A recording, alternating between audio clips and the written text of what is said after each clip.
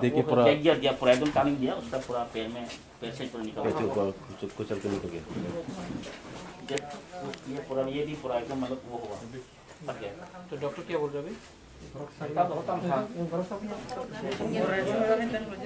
ये CT scan करेगी ना?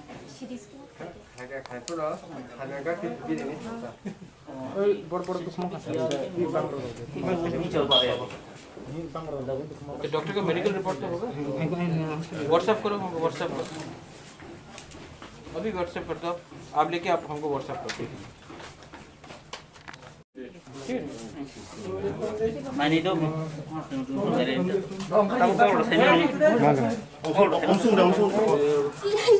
पाया हूँ ना, जैसे बारी लगता है अभी किसी उठा नहीं सकता।